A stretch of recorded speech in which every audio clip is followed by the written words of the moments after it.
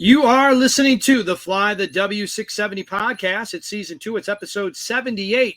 The Cubs Summer of 23. Don't forget to listen, download, review, and most importantly, subscribe to the podcast. Follow us on the socials. That's Twitter, Instagram, and of course on Facebook, or email us at flythew670@gmail.com. Well, Crawly, last week, earlier in the week, we took a look at the early portion of the Cubs season. Wasn't terrible, but wasn't great. Now let's move into the summer months. Yeah, a little summer loving with the Cubs. When we were looking at the beginning of the Cubs roller coaster season in the last podcast, we talked about the Cubs' slow start. Cubs record in March and April was 14-13, but in May they went 10-18, 7 games below 500 and 5 games out of first place. The one thing we constantly talked about is that, nobody was running away with the division, and really nobody ever did. The Cubs started out June on a West Coast trip that saw them split a 4-game series with the Padres. But Dustin, a real turning point moment came when they were swept in a 3-game series against the struggling Angels. That sweep saw the Cubs fall to 10 games under 500 and 7.5 games back in the division. And if you remember, we had a podcast 10 games under. I mean, that is usually a big blinking red sign for a team. You know what I mean? Absolutely. Yeah, that's not a stat that usually works in your favor, that's for sure. Now, before the next series with the Giants, Ross called a team meeting and had Yan Gomes and Dansby Swanson speak as well and talked to the team, said there was plenty of time to turn it around. Dustin, I don't know what was said exactly, but it worked as the Cubs took 2 of 3 from the Giants with Kyle Hendricks nearly throwing a no-hitter, then headed home to sweep the Pirates. They took 2 of 3 from what was the best team in baseball at the time, the Orioles, before heading to Pittsburgh to sweep the Pirates again. So the Cubs, after falling 10 games under, had won 4 series in a row. But then they headed to London. And Dustin, you remember, we were worried because the Cubs were rolling. And then all of a sudden we were worried that this might affect the Cubs as they were hot. And I think that the London series was a blast for a lot of people. I didn't go, you didn't go, but it looked like fun. People said it was a great experience. It looked like the players enjoyed it. But for the Cubs team, it was kind of a mixed bag. The Justin Steele and the Cubs pounded the Cardinals 9-1 in the first game. But in the second game, it looked like it was going to be more of the same. The Cubs jumped out to an early 4-0 lead with Marcus Stroman on the mound. But a critical error at first base by Trey Mancini, and then Stroman dealing with a finger blister and getting pulled early, saw the Cubs drop this one 7-5. Dustin, I don't know if the Cubs were jet lagged coming back from London, but they got swept by the Phillies to end the month. They were something. They were something coming back. Yeah, the Phillies beat them up pretty bad most of the season. They only got 1, I think, out of the whole series all year. But the Cubs finished June with a 14-11 record, which was a lot better than what they did to May, Now, the Cubs started out July losing 2 of 3 to the Guardians, but then they headed up to Milwaukee for the week of the 4th of July, and there were definitely fireworks there, Dustin. The team split 2 games, but each game was decided in the 8th or 9th inning. Yep. The Cubs lost game 1 8-6. They won game 2 in extras 7-6, and were down in game 3 3-1 before scoring 3 runs off closer Devin Williams. I was there, and they won that game 4-3. But then they dropped the finale 4-3. And with that loss, Dustin, Milwaukee, the Cubs fell a season high 8 games out of first place. The Cubs would end the first half of the season taking 2 of 3 from Yankees, with Jameson Taillon having one of his best starts. And that's kind of, Dustin, I think, where he really started to turn the season around from just such a dismal first couple of months to that series in New York. Kind of turned things around, Yeah, he got much better at that point. And it was the timing couldn't have been better for him to finally figure things out. Right. The Cubs had 3 representatives named to the All-Star team: Justin Steele, Marcus Stroman, and Dansby Swanson. But Stroman and Swanson decided to recover from injuries and not even show up.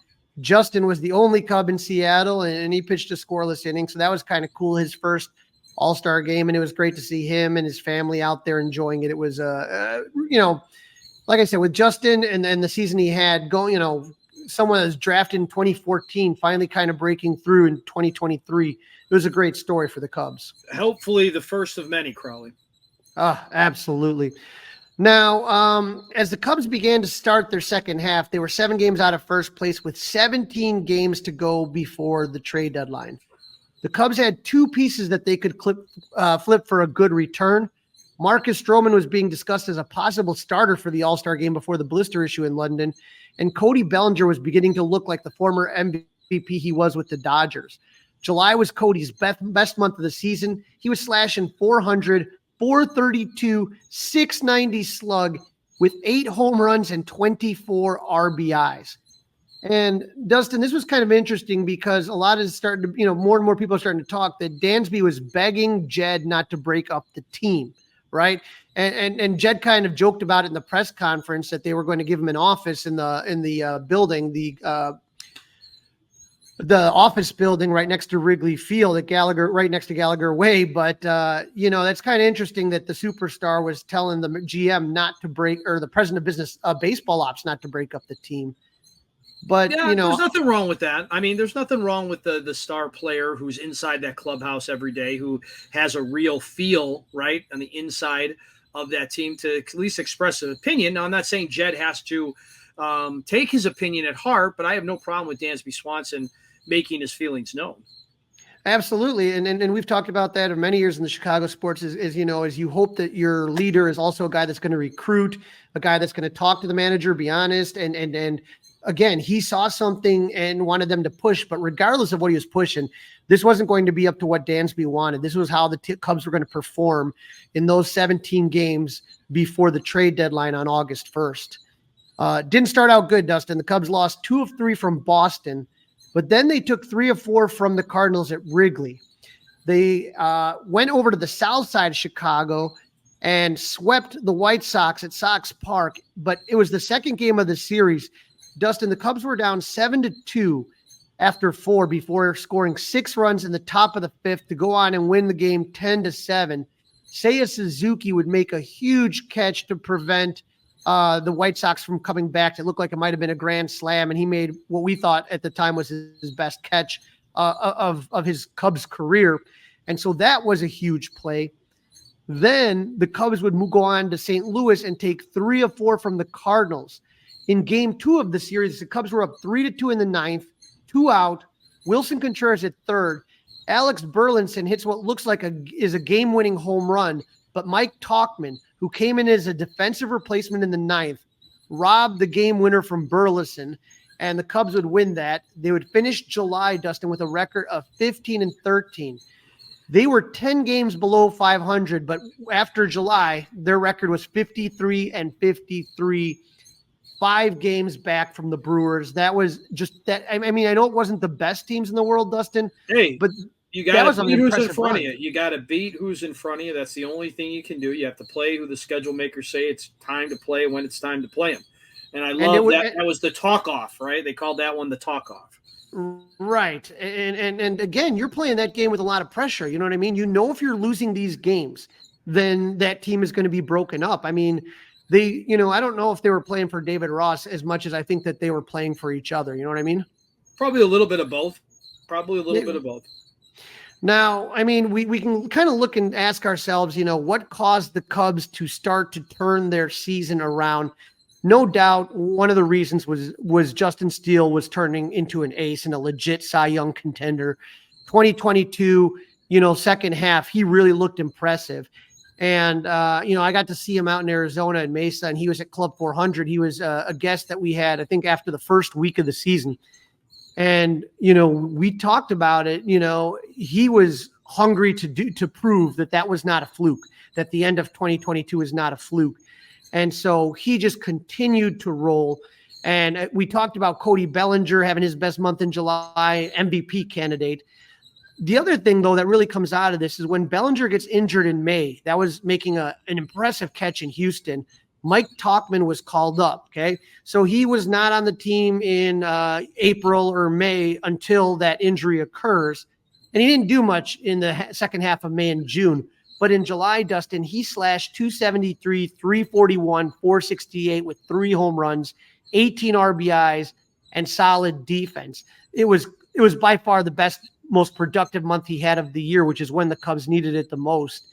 And once Tauchman comes into that role, Bellinger's moved to first, where the Cubs had no production again. I mean, just absolutely haunted ever since Rizzo has left in that position. And by having Talkman and being able to move him into first place, you were able to have good production in the month of July in center field and an MVP type production at first base. So you kind of feel, it really helped out a lot when he made that move and the way he played in the month of July. Yeah, he was absolutely huge. That's a big question is, can Mike Talkman duplicate that, right? That's a huge question. Another huge question is, how are the Cubs going to solve their problems at the corner infield spots? First base is an issue. Third base is an issue. Right. And when we talk about Talkman, if you look at his numbers season by season, everyone remembers how awesome he was in July. May and June were meh. They weren't that great. And August and September weren't that much better. It really was July that he made his role. So I think the other final thing about the first 2 months of the season the middle 2 months of the season is that the bullpen finally seemed to settle into their roles. You remember it didn't seem like anybody was going to kind of, grab any kind of role. Like the spots were just kind of always everything was by committee. You never knew who was going to come out of that pen. And it was really in the summer when you start to see Adbert Alzolay pitching as the closer, Mark Leiter as the setup, and then either Merriweather or Fulmer in 6 or 7. So watching those guys settle into that role was absolutely huge. And, I think that when you talk about, and we'll have this conversation, guys that really had the biggest impact on the season, Adbert Alzolay's name's got to be mentioned, Absolutely. He was the guy that grabbed a hold of that closer job. We've talked about it many times on the podcast about Tommy Hotovy saying that they were okay with their pen coming out of camp, but what they didn't know is who was going to close games. And he was desperate to have a guy want to take that job by the throat, if you will. And Adbert Alzolay absolutely did that. And again, I mean, take a look at it. You had Alzolay, who was, a guy that was coming back from injuries. You had Mark Leiter, who was let go of the team at the beginning of the season. They re-signed him. Nobody wanted him. And then when you talk about Merriweather, that was kind of a gamble. Fulmer was a guy you weren't sure what you had. He had some good seasons in the past. So to me, it really was kind of a dice roll with this bullpen. And for a while, it worked out before injuries are going to start to rear their head in September, which we'll talk about next time, August and September on the next podcast. You are listening to Season 2, Episode 78, the Cubs Summer of 23. Don't forget to listen, download, review, and subscribe to the Fly the W podcast. In this segment, Crawly interviews Brendan King, play-by-play voice for the South Bend Cubs, to see how the year went for the 2022 defending Midwest League champions. Joining me now on the Fly the W podcast, I'm happy to have on our old friend Brendan King, play-by-play voice of the South Bend Cubs. Brendan, how you doing tonight, buddy? What's up, Crawly? Thanks for having me as always. Oh, it's been some crazy postseason baseball. I miss the Cubs and I miss the minor league affiliates, but we got some AFL ball going on, right? Yeah, absolutely. I mean, that's right in the thick of it too, and a good wealth of former South Bend Cubs are in it. I think everybody but one that the Cubs sent out to the Arizona Fall League was a former South Bend Cub, so that's pretty good pedigree right there. Absolutely, and when I looked at this season, the 2023 season, I thought for Lance Freimel, can you imagine you're a manager in the very first year and you win this championship? How do you follow that up?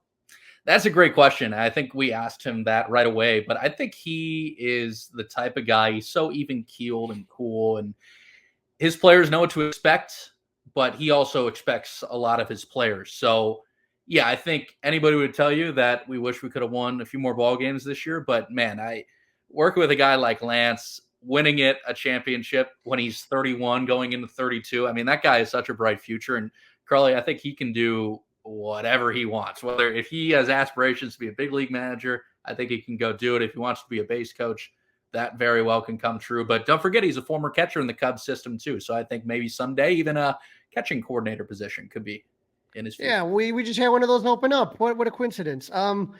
There was also, though, in his staff this year, new pitching coach Clayton Mortensen. Tell me about Clayton. Man, just another former big leaguer to add to the fold. And Morty's got a cool story because he pitched for multiple franchises. I mean, heck, he was even a Boston Red Sox member when the Boston bombings happened during the Boston Marathon. So he's a guy that can tell you a lot about his personal life and his professional story. I mean, that guy is as driven as anybody I've ever been around, because unfortunately him and his wife lost a son at birth, or not at birth, but was born and died very young. And he has used that to really drive his professional career, whether that's as a player and a coach. And I think it showed, because not only did the South Bend Cubs pitching staff rank top 5 in the league in strikeouts, they ranked top 5 in the league in least amount of walks. So the pitching staff definitely was able to bring it this year. And Morty's got a good golf game too. That guy can just hammer the golf ball. And I was grouped with him a couple of times when we went golfing on the road, and I just got embarrassed. So if you're going to golf with Morty, you got to really bring it with the sticks. Well, BK, if you ever need someone to take the embarrassment off you, just invite me and I'll be the laughing stock. I'm just the driver. Pretty bad, brother. So maybe we should play together. You know? Exactly. Now, I didn't get a chance, unfortunately, to see you at spring training. I think we just missed crossing paths. But when spring training ends and the rosters come out, and I took a look at everything, it was like, oh, you guys did have a lot of guys returning. When you looked at Cole Franklin and Luke Little, and you had Casey Opitz and Kevin Made and Fabian Petrus and Johandre Piñego, names that people were familiar with. When you have those guys, some of those guys coming back, after following up that championship season, you kind of feel like you're going to get off to a good start, but it seemed like there was kind of some struggles early on in the season. Is that right? It was a good mix, but I think what you said rings true, that, sometimes when you have returners, that could be a good thing, but it can also, might work against you sometimes. It kind of just depends on how the vibe of the team is. And like you said, I think the guys first of all, they got off to a great start, sweeping Quad Cities on the road, but then hit a bit of a dry spell. But it was very cold. I mean, we had to go to Midland, Great Lakes, play the Loons, and I think it was an average of 31 degrees. And boy, the wind was blowing in, and Kevin Alcantara was playing center field in the cold for the first time. Like you said, we had Piñango, and he was used to it from last year, but I don't know if you truly get used to playing in 30-degree weather when you're not from that area. I mean, even if you're from the States, if you're from Florida or Texas or California, that can be an adjustment too. So no, I don't think the weather helped. And then, like you said, after that sweep of Quad Cities, things went a little cold in April, but hey, that's ball, and things will happen. But at the same time, guys that you talked about were called up pretty quick. I mean, Luke Little did not spend a lot of time in South Bend. Hayden McGeary did not spend a lot of time in South Bend. Neither did Cole Franklin, and a few other guys too. So that early, Bradley Beasley is a good example too. So that early team didn't really stick together. And, in minor league baseball, that's what you want to see, though. You want to see guys go to Double-A Tennessee and excel, and especially a guy like McGeary did that, no doubt. Yeah, you talked about Beasley, McGeary, and a couple other guys, Carlos Guzman, and what causes the team to promote a player so early in a season when you look at those guys? I mean, they put them there. They say, okay, you're in South Bend, but some of these guys, I think like Cole was 5 starts. A couple other guys were there for barely a month. Right. Guzman is a name that you bring up. That was really enticing when he showed up, because I called Carlos Guzman as a member of the West Michigan Whitecaps my second year in 2019, and then last year when he was a Whitecap too. So this is a guy that was at Single-A for a little while, and of course got traded to the Cubs in the Zach McKinstry deal. And I like what he brought. I mean, he went from a starter to a late inning reliever, and that guy's got some juice. So he's somebody I'd keep an eye on. But yeah, I think McGeary is an interesting case too, Crawly, because he got promoted to Double-A quicker than Matt Burvis did. I don't think a lot of people realize that, but at the same time, McGeary's consistency, it was Mervis-like for sure from 2022, but Merv, it took him a couple weeks to really become Merv. And from that point, of course, he was just home to the cows come home, right? McGeary started and from day one was just launching bombs.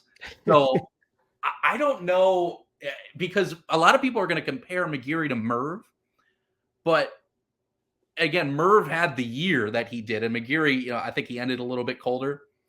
But man, from day one when it was freezing cold outside, McGeary was just slugging. So that was well-deserved, no doubt. But I think people will forget as time goes on that McGeary was promoted quicker than Matt Mervis. And he got a position change, right? Catcher to he did a lot more first, I think, in Tennessee. Right. And he's listed as a catcher. I believe he still is. At least he was at the start of the year. The crazy thing about him is in college, he was a full-time DH. So he was drafted as a catcher. You can't get drafted as a DH. So you got to give somebody a position. So he only DH'd in college primarily, and he's the home run king from his school. What's crazy is he told me a story early in the year. I'll never forget it, that he hit, I believe the number was 438 in his last year. And he also hit 400 plus in the year prior. I was like, okay, man, how the hell are you hitting 430 plus in back-to-back years in college? He goes, yeah, except the first year I kind of ended cold. I was like, how do you hit 430 and end cold? And that's what he did. And the Cubs have had just spectacular, I'm not even calling it luck. Jed Hoyer and his team are pulling out 15th round diamond jewels like it's their job.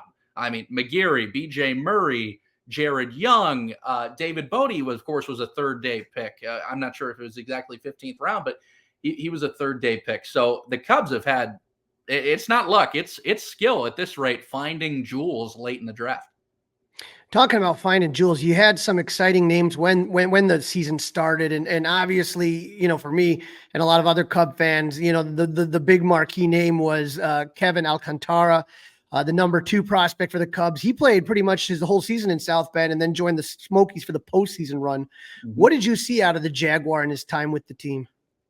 What didn't you see out of the Jaguar in South Bend? I mean, that was fun. That was a lot of fun. And like you said, he went to Double-A to end the year. How about the Smokies winning the Southern League title with Ezekiel Pagan hitting 7th and Kevin Alcantara batting 8th? That's absurd. And then Andy Weber in the 9-hole. Webb's my boy.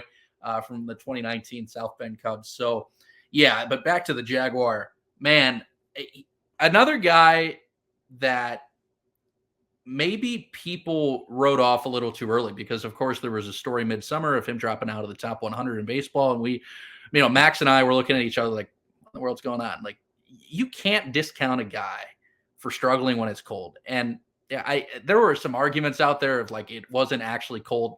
It was cold. He was playing in 30-degree Midland, Michigan, and the ebbs and flows. Look, Crawly, we're both from the great state of Illinois. You know how it goes, the ebbs and flows, where it's not easy.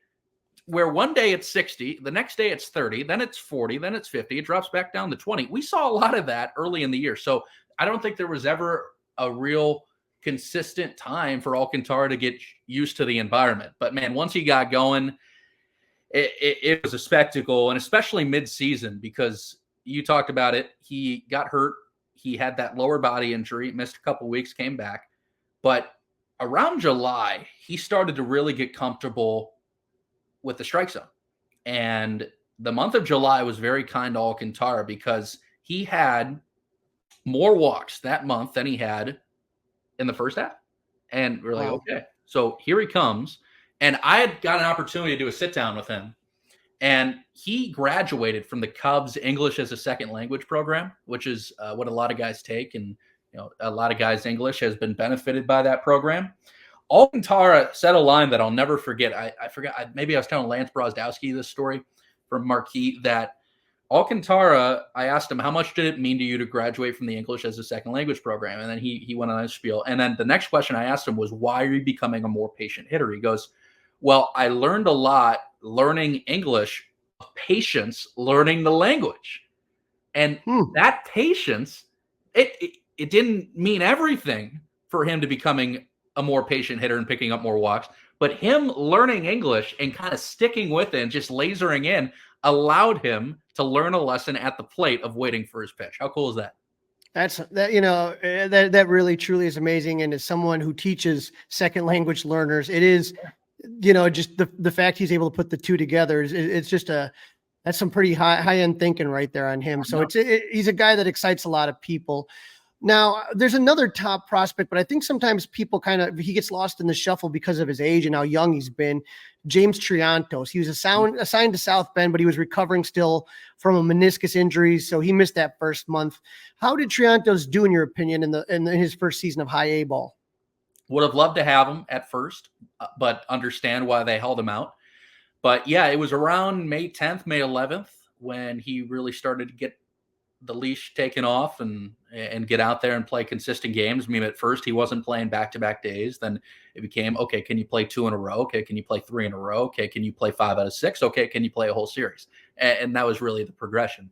So I think he might have been our most patient guy. And that's saying something because, Hendrik Pinyango midway through the year had as many and then more walks than he did all last year. So that was some nice progression to see for him. I'm not sure, Crawly, if I've ever seen a 20-year-old command the strike zone just as Triantos did. And I think that comes from the mental skills department of what David DeSilva does and what Javier Guerrero does, the Cubs mental skills guys. They were with Triantos all the time. Whenever they made a trip to South Bend, they were having individual meetings. And I really think the Cubs organization, at least, Crawly, I've been in South Bend since 2018. That was, of course, pre-COVID, and that was, of course, before Major League Baseball took over. What the Cubs have done with their mental skills department from 2018 to now, that might be the most impactful thing that I've seen, at least firsthand with my eyes, the organization do. And I think that's really having a positive impact on kids, Triantos included. The Cubs really tested him with his glove. I mean, he was out there, Crawly, every single day, 3 o'clock, working with bench coach D'Angelo Jimenez on his ground balls. And then, of course, to end the year, he was playing some center field. The guy never played center field a day in his life. I mean, he was a great high school baseball player, and a lot of times the best high school players are the best athletes, and they can go out there and play any position. But yeah, he was pitching. He was playing shortstop. He was playing second in high school. Guy never played center. And could you imagine being a professional at what you do? I mean, Crawly, what subjects do you teach? English is a second language and history. So okay, so if somebody asked you tomorrow to go teach chemistry, no, no thanks. That's him going out to play center field, and he looked a natural like it. So I was really impressed with Triantos. And another guy that we saw come back from injury later on in June was Ed Howard. I remember being down in South Bend and talking to Ed, and he was so excited, because his family was around and all that stuff. And then he had that horrible hip injury. How did he look to you after coming back?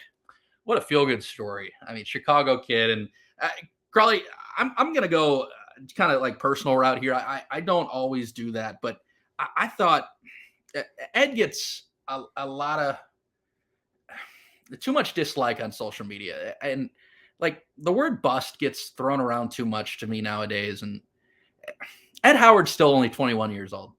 Ed Howard at this age should still be in college. And when people ask me about Ed, I'll answer your question first of how good it was to see him back. Not only did he come back stronger, he came back leaner, he came back more athletic, which difficult to do for a guy that was already had some pretty good athleticism. For me, Ed has missed 2 full years as a 21-year-old. So think about it. He missed all COVID, and he missed that entire year with a hip injury. So Ed, as a 21-year-old, is as experienced as a 19-year-old. That's a freshman in college. And, a lot of times in baseball today, you see the flashiness of first-round picks, and you see guys like signees like Ellie De La Cruz go up to the big leagues and do what they did with the Reds, and you see Jordan Walker did what he did with the Cardinals. I think sometimes, Crawly, people just need to have a little bit more patience because, man, for all the time that Ed missed and for what he had to go through with that injury and just the grueling rehab of it, the guy had to basically relearn how to walk, and he's back out there a year and a month later playing baseball. So I have nothing but respect, Crawly, for Ed Howard, and I think he's going to be a great professional and ultimately big leaguer baseball player. I'm excited about his future. He's got one of the best gloves at shortstop you're ever going to see. And again, I just think patience is the word that has to be used with Ed because, again, of all the time he missed, he's still making that up. And I think next year is a massive year for him. And again, it's not always going to be linear. For every Jordan Walkers, there's going to be 10 guys that fail. And there's also going to be other guys that kind of take a more winding path to the big leagues. You just saw Justin Steele in the 2014 draft. 2014, right. It takes, some guys just to progress at different levels, different things, and injuries happen and you never know. But, let us talk a little bit about some when you talk about splashy draft picks on May 9th, Cade Horton, promoted from Myrtle Beach to South Bend, of course, right before I'm about to head down there. But the 22 first-round pick spent most of the season in South Bend. Then he moves up in August. He's pitching for Tennessee and helps them with their title run. What is it about Cade Horton that is so special? Competitor. And I think he's going to fit right in with that big league rotation. I mean, you talk about how much Justin Steele puts his heart in the game. You talk about what Jordan Wicks showed in his time with the Cubs when he got called up. I mean, hopefully next year Jamison Tyone can rebound, and we'll see what happens with Marcus Stroman. But boy, there's a window right there for Cade Horton to just jump right in there and go do what makes him regarded as one of the best right-handed pitching prospects in the game. And Crawly, I think he's a guy where you can make a case that if you argue that his fastball is his best pitch, and I argue that his changeup is his best pitch, and then two other people be like, no, I think his slider is his best pitch, and some other guy goes, no, I think his curveball is his best pitch, everybody would have a point, because I don't know if I've watched a prospect that has as lethal of a command of every single one of his pitches than Cade Horton. He can pull out fastball, curveball, slider, change in any count, in any sequence. He can make you look silly in doing so. The changeup to lefties, I can't wait to watch that at Wrigley. But, you know, with guys swinging as aggressively as they are nowadays, boy, that slider breaking towards the outer half in the dust, that's going to make some big leaguers look silly. So, guys, a professional. I know he just got engaged. Still a young guy. I mean, heck, I think he's only 22. And yeah, I think Cubs fans have a right to be excited about this guy coming up, because he's going to be special. Now, the first half saw South Bend go 30-35, but again, a lot of times what you're sometimes looking at is the progression of some of these players as well, and then you tend to have some promotions, right? Mm-hmm. After from the first half to the second half. And I did have a chance to go down to Myrtle Beach this year. And when I went down there, I'm saying, okay, who are the players that most pop out to me? And the four guys that to me really just impressed me so much, they all got the call up in the second half. That was Moises Ballesteros, catcher, right? And he plays some first base. Felix Stevens, that guy was just gigantic. He was like Jorge Soler-esque. Yeah.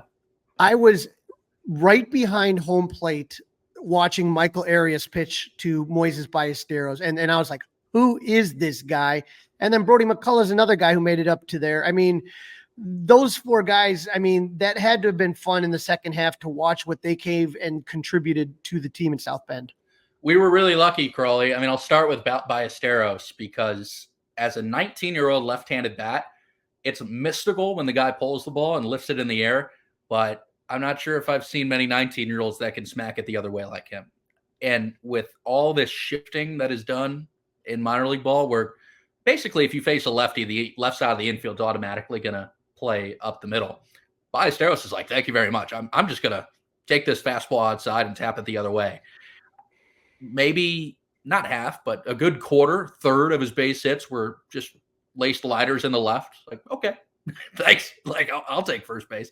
Stevens, yeah, all the home runs he hit, I mean, he had some mammoth shots. I remember a 473-footer dead center at Four Winds Field.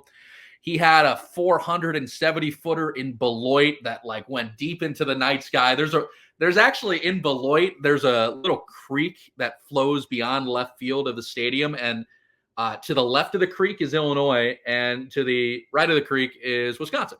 And he was like, okay, I'm going to hit this one in the state of Illinois so far, you're not going to be able to find this. It went over the creek. It went into the forest.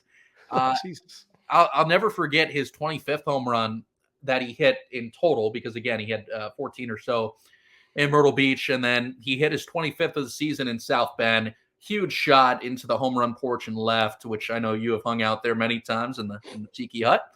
But guy started crying around the base pass. He was crying as he touched first base, then second, then third. He gave a high five to Lance Rimmel, went back in the dugout. Tears are flowing down his face. And Max and I are like, is everything okay? Like, he just hit a home run, Felix.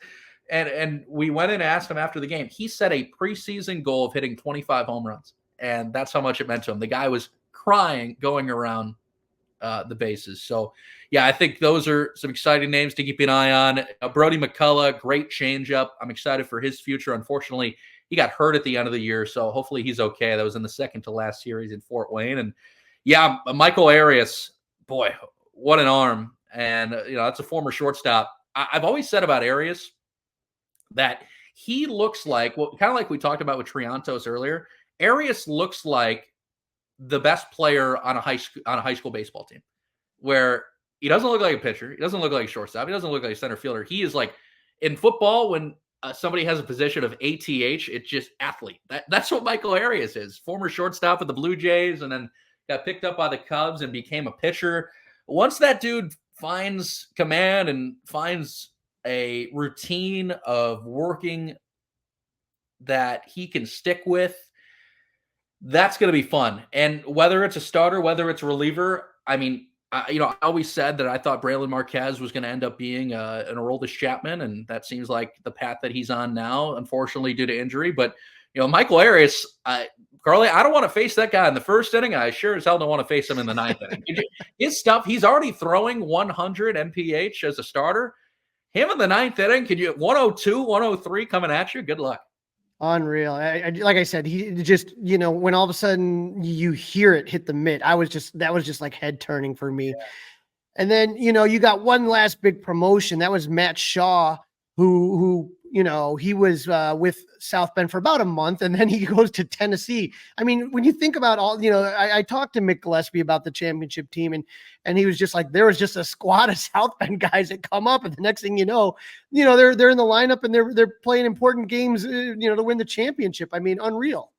Yeah, that was a fun day when you get a package deal. Of course, you said Matt Shaw, and then Josh Rivera came up too, the Florida kid, third rounder. So that was a fun day when Max and I get to the ballpark. We go down, see the lineup, see the transactions. We're like, okay, we're going to see Matt Shaw and Josh Rivera up the middle. Sounds good. And talked with Josh.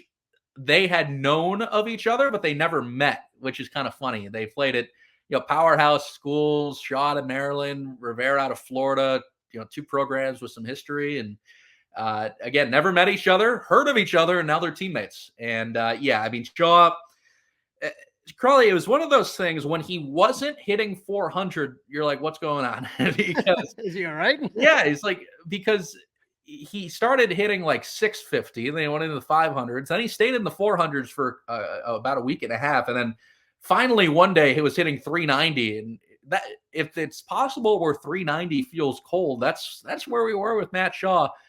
First base hit a triple off the right center field wall. Max had a great call of it. He had another triple that was ripped up the right field line, game tying base hit against Cedar Rapids. And he runs the bases a little PCA like, kind of angry. He runs the bases angry, which I'm a big fan of. I don't know if he's as fast as PCA, but he runs the bases like you just took his wallet from him and he's chasing you. That type of angry. So I think his base. If it's possible, if he has an underrated part of his game, it might be his base running. Wow. Okay, so there's a lot there, and I know that you guys had such a blast calling the championship game in 2022. How enjoyable was it for you to kind of see a lot of those players from that 2022 team go on to and players also that played this year in 2023 all go up together and help the Smokies win a championship? That has been special to you to see that with some of those guys. Yeah, I mean, obviously excitement, but not going to lie, a little bit of FOMO. I wanted to be down there with the guys and party with them. I mean, we got so used to partying with those guys. I mean, heck, half of that team was 2019 South Bend Cubs, Andy Weber and, Cole Roeder and others. And then a lot of them were 2022 guys. So, yeah, I think about a guy like Cole Franklin. That's Cole's third ring in the org already. For Caleb Knight, that's actually his fourth ring, because he's got a Eugene ring, 2 South Benders, and now a Tennessee ring. So, I mean, Nider is going to be like showing up to parties like this with 4 fingers. He's turning into Tom Brady. What do you? One for the thumb, right? That's what he needs? One for the thumb. So, yeah, no, seriously, though. To see OC go back-to-back on titles, Jordan Wogu's in that conversation too. A lot of these guys going back to back when they're just 21, 22 years old. I think that's a very fine line because, for one, you don't want to get cocky, but two, South Bend minor leaguers are winning rings like it's nobody's business, and they're going to get to the big leagues with these rings. And listen, winning a World Series, and I'm just projecting here because I've never been part of anything like that, but I'm sure winning a World Series is a different story than winning a Midwest League or Southern League championship. But the ingredients needed for locking in and doing so have to be the same. And I'm sure if you ask a Ben Zobrist that, or if you ask a Joe Madden that question, I'm sure they would say something along those lines of learning how to win in the minor leagues is only going to help you as you get to the big leagues. Absolutely. BK, it just because, there's no more minor league baseball doesn't mean things aren't going down in South Bend, because there's always a party in South Bend, and you guys always have so many fun things throughout the year. I just wanted to let our listeners know that Saturday, October 21st is the Michiana Festival of Beers. Did I pronounce that right? Michiana Festival of Beers. I mean, that to me, anytime you can mix, minor league ballparks and beer is going to be a fun time. So that's coming up on October 21st. And for anyone that wants a unique experience, Cops and Goblins 2020, that's going to be Tuesday, October 24th from 5 to 7:30. So if people are interested, they can go to the South Bend website and check it out. And, like I said, South Bend is just a beautiful ballpark that you guys got at Four Winds. And you guys always have fun stuff going on, and I think people should check it out.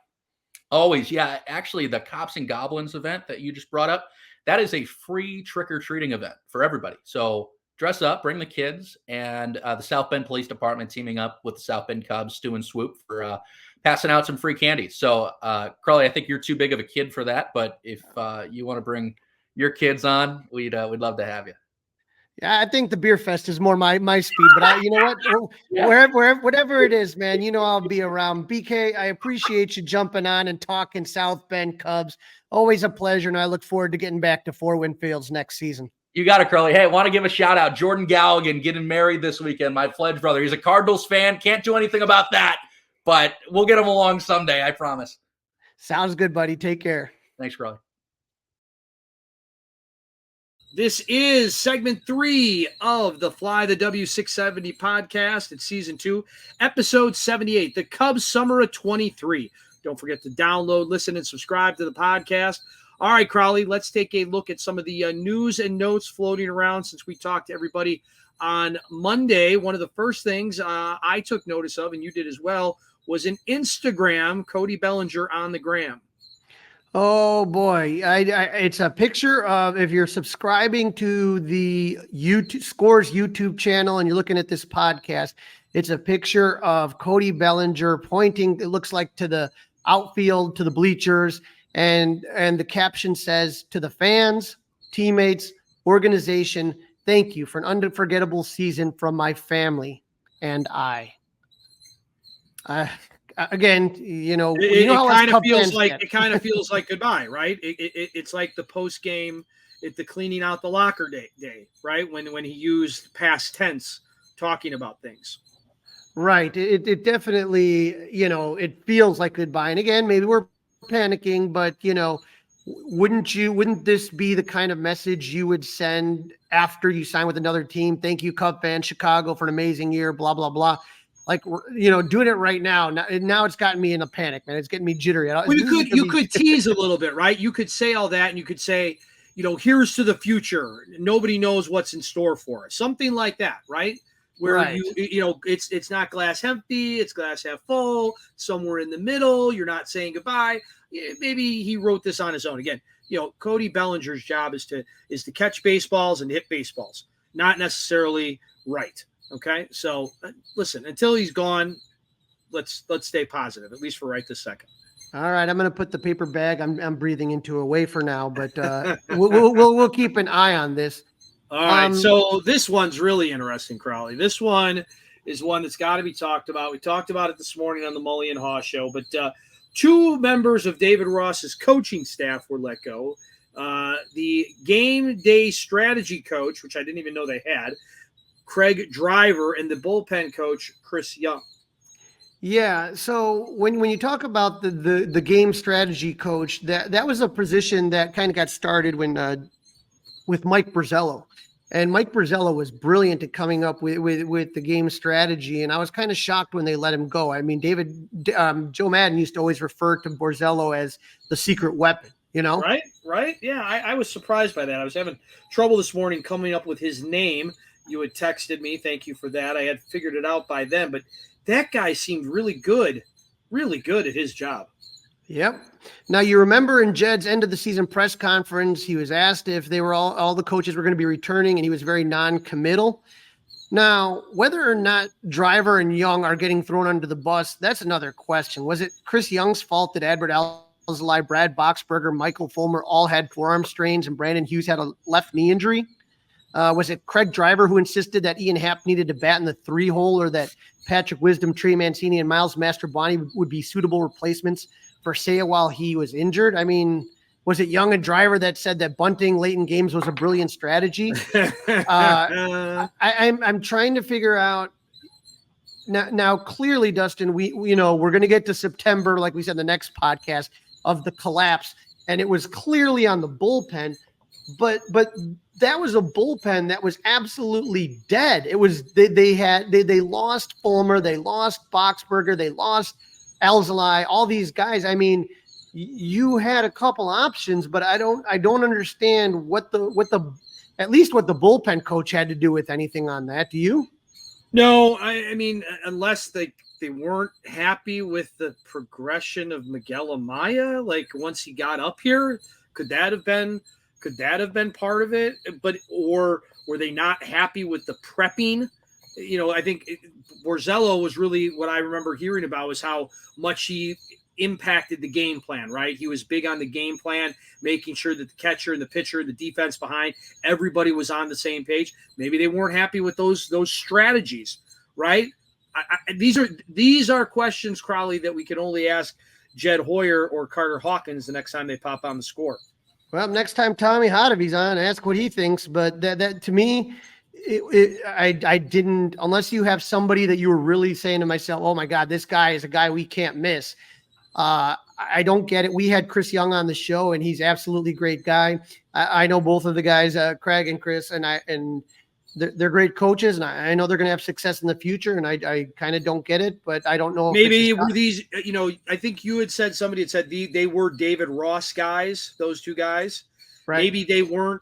Who's the pitching guru that the Red Sox want? Craig Breslow, yep. Right? Maybe they're not Breslow guys. Maybe Breslow has some other ideas since he is the pitching guru. And if they want to keep Craig Breslow around, which I think all of us want, is that he's going to get his own guys in. Or maybe this was, hey, Ross is worried about his future and he wants to show Jed and Carter that he's not afraid to part with guys. Maybe that everybody's not pulling in the same direction. Maybe he's willing to say, okay, listen, you think that's wrong? Give me some new guys. Give me a suggestion, because guess what? I'm David Ross, and I want to stick around. Well, maybe it was Jed with a shot across the bow to David Ross. You know? Like I'm in charge, and I'm going to get rid of two of your guys. This year wasn't good enough. You told me they were good. I think we can do better. Well, if David Ross, and again, this is going to be a big if, with especially unless that option is picked up prior to the end of the season, it is going to be Ross's job security.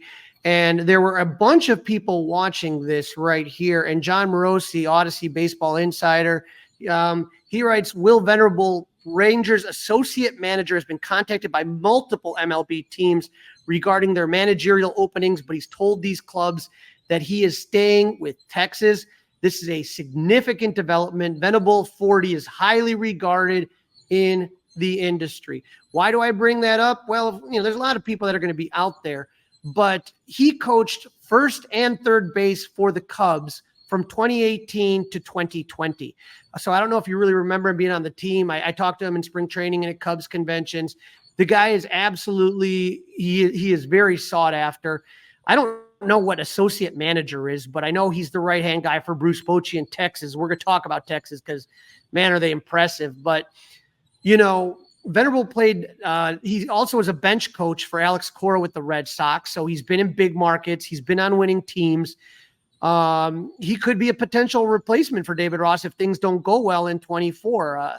He played 9 seasons in the major. He's an Ivy Leaguer, graduated from Princeton. I got a feeling he is, he's committing to 1 more year in Texas, but after that, who knows? If a job was to come open in Chicago, I mean, you guys know I've been on the Craig Council train, but Will Venable is another name that I would definitely jump at if he became available. All right. I mean, I'll trust your judgment on that. I'm not ready to run David Ross out of here yet. I understand that you should always have a short list back in the day in your top drawer of your desk, right? You have that list, but yeah, I mean, there's another guy at Marquee that might be the right guy at the right time, right? Right guy at the right time, right guy at the right time. It's almost like what happened with Ricky Renteria. Okay, so David Ross is able to keep the Cubs here. How do the Cubs go from here to here? Maybe that's Joe Girardi. Maybe he's too old. Maybe the game has passed him by. Maybe. I'm not quite sure. I will tell you, I do not believe there is any chance that Joe Girardi gets the job. I will go on record saying that. I do not think that he did interview at the same time David Ross did. I think, he got himself a reputation of not being great with young players when he was in Philly. Whether or not that's accurate or not saying it is or isn't. I'm just saying that was kind of the word out of there. I'm not 100% certain. I don't think Joe Girardi's got time for a rebuild, right? I think Joe Girardi's got time to win right now. That's what Joe Girardi wants to do. So, when you talk about young guys, yeah, the next good Cubs team is going to have young guys on it, but they're also going to have some vets. Yeah, I mean, Crawly, I'm not going to disagree with you. I'm not. But yeah, I mean, I like that name. But if Venables is sticking around this offseason, that means he's looking to replace Bochy. Maybe Bochy only wants to do this for 2 more years. Maybe if the Rangers, who are in the ALCS, we're going to talk about that in a minute, what if the Rangers won this year? So Bochy sticks around one last year for a big-ass golden parachute, and then he walks away, right? And Venables knows that that's what's going on. You never know. And here's the thing is that, if he's available and the Cubs can make him an offer, it would be, I think, in their best interest to do so. And again, maybe right now that is the plan. Maybe that's what Venable's thinking in the back of his head, but things can always change. All right, Crawly, as a season ticket holder, I know you were one of the first to get a email letter from the chairman, Tom Ricketts. Yeah, I was a little disappointed. I thought the email was just to me, but it was a group email. So, man, I thought I would kind of just discuss it really quick. There are a couple of things I do want to point out. Of course, it starts out saying Cub fans, this wasn't the way we wanted the season to end, and every year we missed the playoffs is a difficult one. However, this season, where we dug ourselves in an early hole and then played as well as everyone in the league only to fall just short of our goal, was particularly disappointing. That said, we took a major step forward in 2023 and look to build on it for next season. That's 100. That's fair. That sounds good to me, Dustin. Right. I have no quabbles with that whatsoever. He talks about, thanking the fans and the atmosphere, how the team kind of came together with a combination of homegrown talent and veteran players. He talks about kind of a core group of players, Justin Steele, Seiya Suzuki, Dansby, and Nico, the usual suspects, along with Cody Bellinger. But the next kind of subheading says, our goal is to win championships. While we are encouraged by many of the individual performances here, almost making the playoffs is not success. As an organization, we need to build on our progress and become a team that can finish the race. To do that, we will continue to be active this offseason to supplement our roster and look for contributions from our pipeline of elite homegrown talent. He continues and says, over the long term, the key to winning championships is consistently competing for a place in the postseason. While baseball playoffs are not random events, they do allow all teams a reasonable chance of winning. To have a team that can play October baseball on a regular basis is critical. We draft and develop a pipeline of young, talented players. Agree, Dustin. And again, this is back to Theo's old saying that as long as you're knocking on the door, you got a chance. As long as you're in, anybody can make a run. And when we go over the NLDS and the ALDS momentarily, again, you got a lot of good teams that aren't moving forward. Right. And buying the best roster doesn't always work out. Nope. It's he goes on to talk about our future is bright. He talks about some of the accomplishments of minor leaguers, obviously Tennessee's championship and PCA, and the Cubs do now have 6 players in MLB's top 100 prospect list. He then goes on to talk about respecting the past, the introduction of Sean Dunston and Mark Grace into the Cubs Hall of Fame, the announcement of Sandberg joining the rest of Hall of Famers in Statue Row. And of course, he brings up colleague Pat Hughes of 670 The Score for his Ford Frick Award, the fact that he's now in Cooperstown. And this is how Tom finishes out. He says, with the pain from our season finish still lingers, we know it's time to move forward, and we can say with confidence that the future of the Cubs looks bright.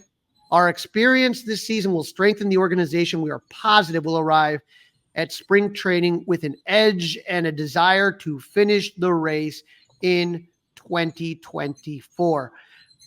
I mean, here's the thing, Dustin. For me, everything that he said was spot on, but actions speak louder than words.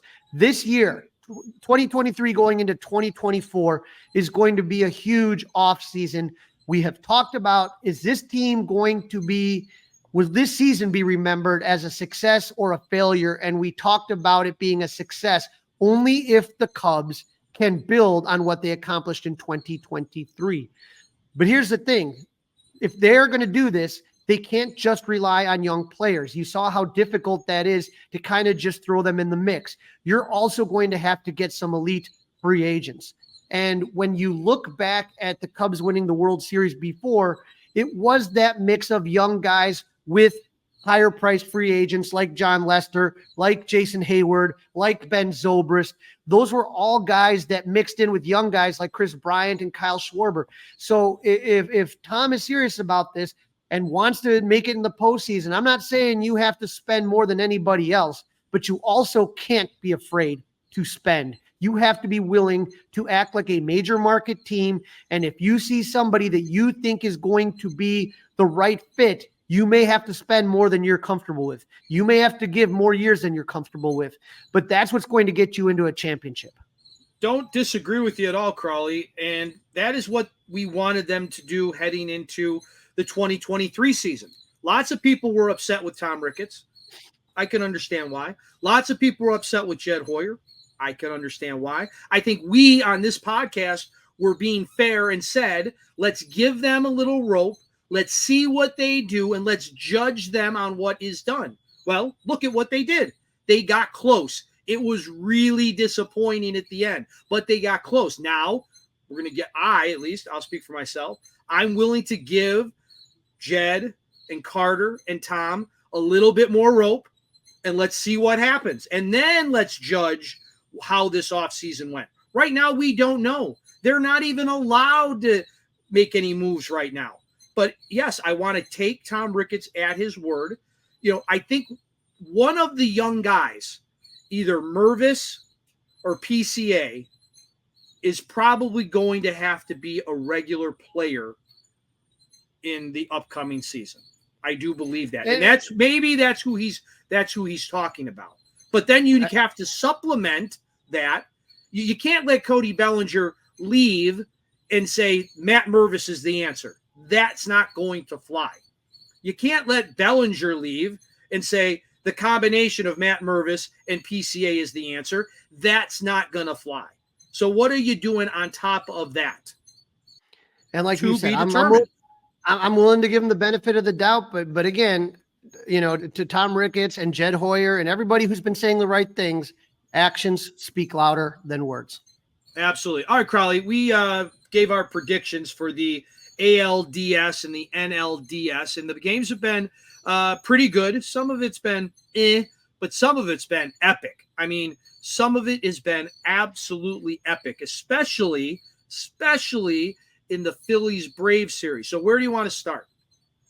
Yeah, when we last recapped the division series, remember in the AL, the Rangers took the first two in Baltimore against the Orioles, and the Twins and Houston had split the first two games and were heading back to Minneapolis. The Phillies had a 1-0 lead on the Braves, and Arizona had walloped Clayton Kershaw on the Dodgers. And on Monday night, Dustin, we recorded before the game started. The NL had the spotlight on them with two games. In LA, Arizona jumped out to a 3-0 lead in the first, and that was all Zach Gallen would need, as the Dodgers would at least make this one competitive, but still lose 4-2 to go down 2-0 in the series. The second game, though, Dustin, and I think this is where you're going, between Atlanta and Philly was crazy. Atlanta looked dead for the second straight game as the Phillies jumped out to a 3-0 lead against Max Fried, and Zach Wheeler was dealing. He wouldn't give up a hit until the sixth inning. But that's when the Braves woke up with 2 outs. Ronald Acuna walked and then scored on an Ozzie Albies single and an error by Trey Turner to make it 4-1. Travis d'Arnaud hit a 2-run homer in the 7th to make it a 1-run game. And then Austin Riley hits a 2-run homer in the bottom of the 8th to put the Braves up for the first time in the series. Fans are doing the tomahawk chop. People are going nuts. The Phillies have one last chance in the 9th. Bryce Harper leads off with a walk. JT Realmuto flies out, but in a play that will live in postseason history, Nick Castellanos hits a rocket to deep center. Michael Harris makes an amazing leaping catch. Harper took a gamble. He's going to try to tie the game, and he had already passed second. He was trying to score. He had to tag and head back to first base. Harris's throw misses the cutoff man and is bouncing towards home plate when third baseman Austin Riley scoops it and guns it to first. Harper is out, the old 8-5-3 double play to end the game. Fireworks are going off. The Braves are jumping around, and the series is tied and was heading back to Philly. Crazy game. Absolutely crazy game. Big gamble. Lots to be debated. I can only imagine what Philadelphia Sports Talk Radio was like when Bryce Harper made that move. Very aggressive, but yeah, that was a wild-ass game. I mean, 8-5-3, something you never see. Nope. And on Tuesday night, the AL had their turn, but like you said, this one didn't have any of the drama. Nate Eovaldi and the AL has been very bleh. Yeah, not much, man. Nate Eovaldi and the Potent Rangers line completed the sweep of the Baltimore Orioles as those Cinderella season struck midnight. 7-1 loss to Texas. They're a young team. I think both you and I have a lot of respect for former Cubs first base coach Brandon Hyde. They'll learn from this experience and they'll come back better and stronger. Yeah, I mean, it's got to stink for a fan base to not get to the postseason for as long as they have and win over 100 games and then just limp out. We saw that in 2008 with the Cubs having the best record and then just getting swept like nothing from the Dodgers. Just destroyed them. Did we have to go? Did we have to remember that, Crawly? Did we have right? To yeah. In Minnesota. Thanks a lot. In Minnesota, the Astros put a whooping on the home team. Former White Sox Jose Abreu hit two homers. Alex Bregman and Yordan Alvarez each hit one as the Astros took a 2-1 lead in the series with a 9-1 drubbing of the Twins. Like you said, boring games on Tuesday night. Wednesday night saw 3 games played, 1 AL and 2 NL games. 2 of the 3 games were super competitive. The other, not as much, but there was definitely drama in that game. The Twins were trying to stave off elimination. Royce Lewis homered in the first to make it 1-0 Minnesota, but Michael Brantley would answer with a solo home run of his own to tie the game. And Jose Abreu would hit a 2-run homer in the 4th. And the Astros would go on to eliminate the Twins by winning this one 3-2. Dustin, do you know who the winning pitcher was for Houston that night? No. Jose Urquidy. Why does that matter? That was the pitcher that Jed had to deal with to get for Wilson Contreras. I know that name. Dusty Baker objected to the deal. It was never done. Now, Urquidy did not have a good season because he was injured from May to August with right shoulder inflammation. But he is going to be someone he's looking stronger and stronger with every start. And to me, it's one of those what if Dusty hadn't opened up his mouth. That might have been a trade, and we might have had Urquidy, who would have been injured most of the season probably, but definitely they're a guy that Houston believes in. Yes, they do. Then we have the 100-plus win Dodgers team. Yep, the Dodgers were trying to stave off elimination as former White Sox pitcher Lance Lynn took the ball, but his problem, the same problem he had all season, was the home run ball. came back to haunt him as he gave up 4 solo home runs in the 3rd inning. The D-backs back to back. Ridiculous. The D-backs went with a bullpen game and were able to sweep the Dodgers by winning 4-2. The Snakes celebrate. Embarrassing. The Snakes got to celebrate in the pool at Chase Field, as is the tradition. Yeah, Dustin, what that was just an embarrassing, But here's the thing about the Dodgers is that we talked about on the last podcast. Postseason baseball is different, and they sustained a ton of injuries. If you take a look at their starting lineup, right? How many guys did they have out? Whether it was Walker Buehler, whether it was Julio Urias, who had his second domestic violence issue, Derek May, just tons of guys that they left. But their offense was potent enough that they could beat a lot of teams and still, they'd be able to out hit you, out slug you against a lot of, there's a lot of pitchers that aren't that great, and you could overcome that. But you're not going to overcome in the postseason not having a number 1 or 2 ace. And Clayton Kershaw is not that at this point in his career anymore. No, he's definitely not. And you always have to have that ace. And again, how about Kershaw, right? Again, we talked about in the last episode, worried about missing college football. And guess what? He was going to be the Game 4 starter, and there was no Game 4. So hope you get all the college football you're looking for, big fella. Now, the last game of the night was a blowout, but the drama was great. As we talked about earlier, the Braves had an incredible come-from-behind victory in Atlanta on Monday night. After the game, the Braves were celebrating, and apparently Orlando Arcia was saying, "Attaboy Harper," jeering the fact that Bryce Harper got doubled up at first to end the game. Well, Dustin, I don't know what they say, don't poke the bear. Yeah. They poked the bear, all right. The Braves went up 1-0 in the top of the 3rd, but the Phillies offense erupted for 6 runs in the bottom of the 3rd. Former Cub Nick Castellano tied it with a solo home run to lead off the inning. But with 2 on and 2 out, Bryce Harper crushed one to the second deck for a 3-run homer that he pimped out. And as he is rounding the bases, he gives Arcias a death stare. He is daggers right at him, staring at him as he approached second, as he rounded the base all the way like halfway to 3rd. He's looking at Arcias. Then in the 5th inning, he hits a solo home run to center that went 415 feet and again stares directly into the soul of Orlando Arcias. Philly would win this one 10-2 to take a 2-1 series lead. But Dustin, you have to imagine that the bad blood that already exists between these two teams, they're division rivals. Philly knocked out Atlanta last year after a 100-win season victory. But now with everything that happened in Atlanta, and then the Phillies fans were doing the Braves tomahawk chant in mocking fashion, this game that's going to be happening tonight has got to be some pretty good drama, in my opinion. Yeah, the bad blood continues. It's a game that I'm really looking forward to watching tonight. Schwarber's been pretty quiet so far. I'm predicting that Schwarber gets involved tonight. I'm predicting that the Phillies eliminate the Braves tonight. And after the game, it was hilarious that Bryce Harper was asked about it. He's like, "Yep, I stared right at him. I looked right at him. No problem." Right? It was great. Just absolutely great. As much as I don't want to like the Phillies, you got to love Bryce Harper. He's good for baseball.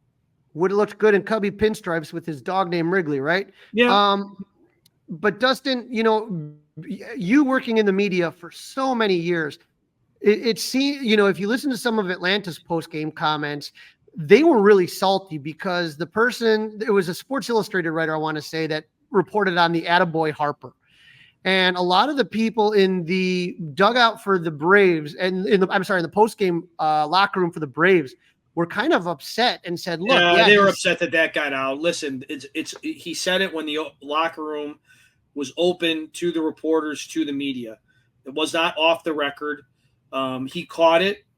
You're there to gather news, gather information. I'm sure he was chirping it. He said it out loud enough for anybody in earshot to hear. So that's what happens. All right. I did want to get your take on that. That's my opinion. That's my opinion on it. I don't know that everybody agrees, but that's my opinion. If I had been in that clubhouse and I had heard that, I would have reported that on the air the next day. All right. Well, we'll see what happens. But we have 3 of the 4 teams set: ALCS, NLCS. We did get times for the ALCS and NLCS. Sunday, October 15th, will be game 1 of the ALCS at 7:15 on Fox at Houston is where that game will be played, Houston versus Texas. And then Monday, ALCS game 2 will be 4:30 on Fox/FS1, followed by game 1 of the NLCS at 8 p.m. Central Time on TBS. So we'll have another podcast after on Monday that'll drop. So, I mean, so we don't have to pick the NL right now because we only know half of it. So let's just focus in on the ALCS right now because the first game is going to be Sunday. Game number 2 will be on Monday. So let's focus just on the ALCS and let's really pick the NLCS when we know exactly who's playing. Crawly, I mean, I think you picked the Rangers, right? You've been on them since we started this thing, right? Yeah, I had the Rangers going all the way to the ALCS, and I had Houston going all the way to the ALCS. Right. The only one that you got your 2 teams there. Who you picking between those 2? Yeah, that's where it's going to start to get tough. The only one that threw me off were the Twins beating the Blue Jays. That threw me off. But this one's a tough one. Obviously, it's going to get tough the deeper we get in.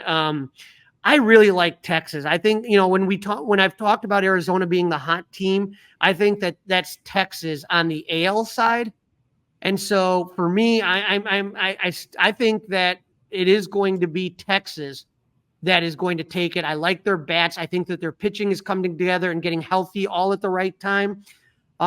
Houston's a great team. They've been there before, but I think that there's going to be a new sheriff in Texas.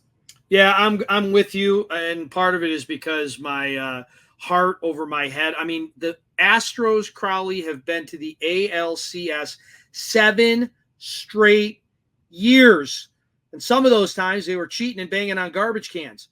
But 7 times, that's no fluke. I'm pulling for the Rangers as well. Well, let me ask you really quick before we sign off here. Who do you got? It's Philly leads 2-1 over Atlanta. I have the Phillies. And then I would pick the Phillies to beat the Diamondbacks. What's going to be very interesting is the time off, right? The Diamondbacks have been playing playoff baseball for basically a month straight. And now they're going to get their first taste of like a 5-day vacation. A 5-day vacation. It sounds like the manager wants to go on a 5-day bender.